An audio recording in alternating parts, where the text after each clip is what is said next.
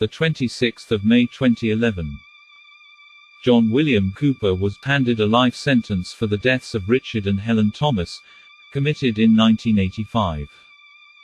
And for the murders of Peter and Gwenda Dixon, committed in 1989. The media coined the murders as the Pembrokeshire Murders, or the Coastal Murders. Join me as we peek into the mind of a killer. The mind of John Cooper. Welcome to Simply Told.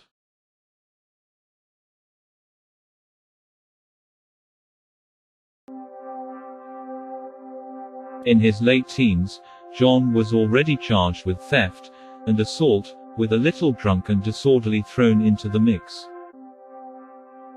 But the world wasn't all doom and gloom for Johnny Boy.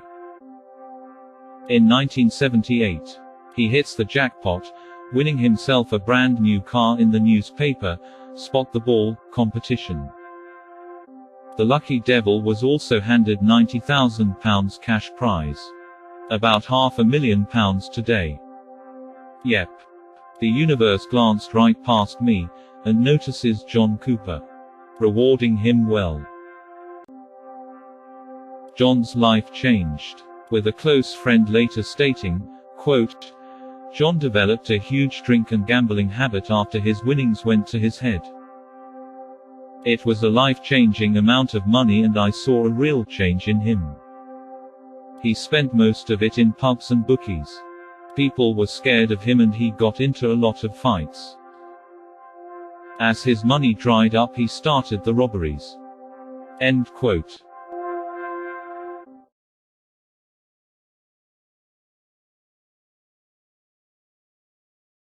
May 1989.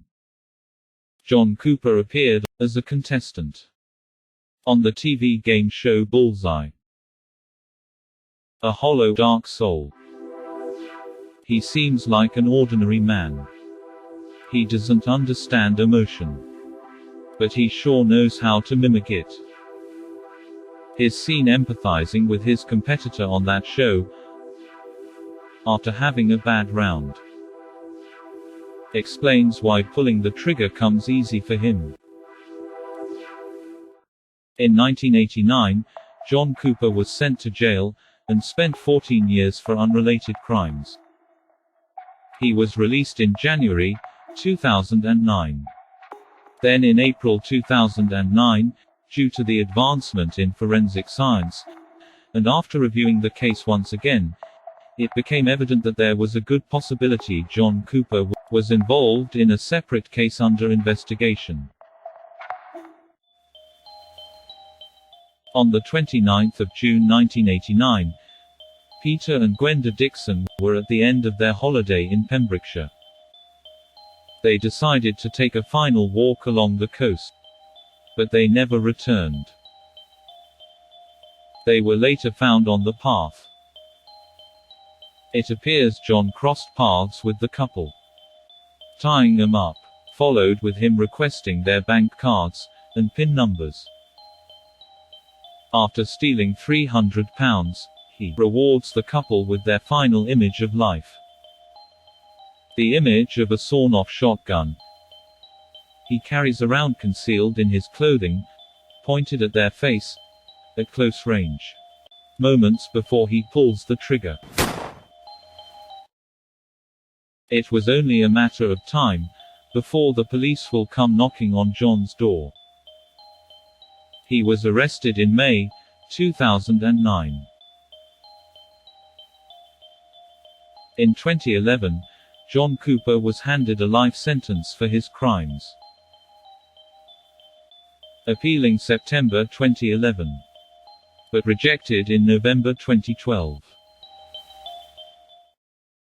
Because of the details obtained from his trial, detectives went back to check for any similarities they could find from unsolved cases they had pending at the time. Here are the crimes, and how it's believed to be linked to John Cooper.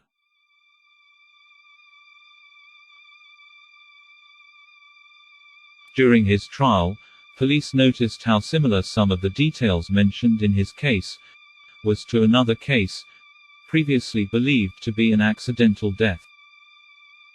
The case of Flo Evans. 72-year-old Flo Evans, a widow, was found dead in her cottage. Her death was officially recorded as accidental, as she was found fully clothed, in a half-filled bath. Police originally assumed that Flo slipped in the tub, accidentally bumping her head, knocking her unconscious, drowning, after collapsing in the tub of water. But then it was revealed that John and his wife, Pat, knew Flo rather well, and would at times visit her, with John regularly completing odd jobs around the house for Flo. John unexpectedly mentioned Flo Evans by name, while testifying in his own defense.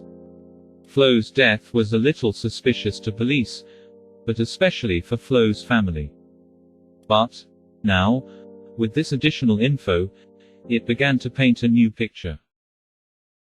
Police contacts Flo's family with this new bit of information, saying they made a connection between Flo and John Cooper. Similarities. Flo had told friends that she had lost her keys.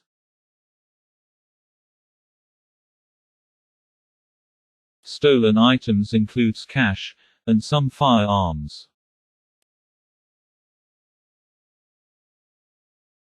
He would often burgle people he personally knew.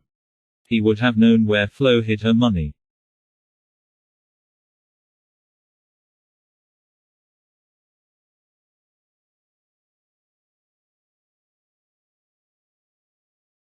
Griff Thomas, 73, and Patty Thomas, 70, were found dead on their farm, situated in Pembrokeshire. It was originally believed to be a double murder, but then it was concluded that Griff Thomas was arguing with his sister.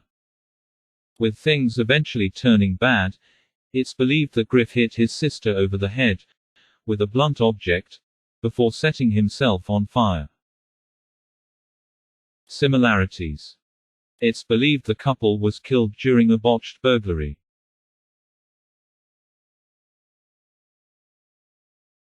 Patty was hit on the head by her brother with a blunt object, but no weapon was found at the crime scene.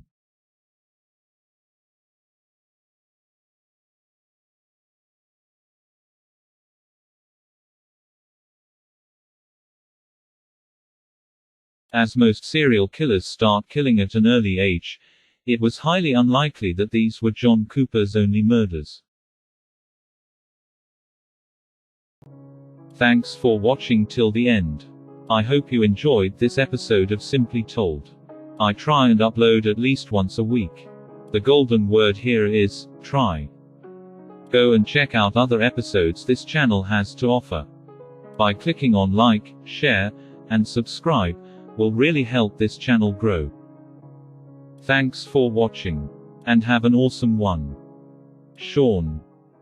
Like, comment, subscribe.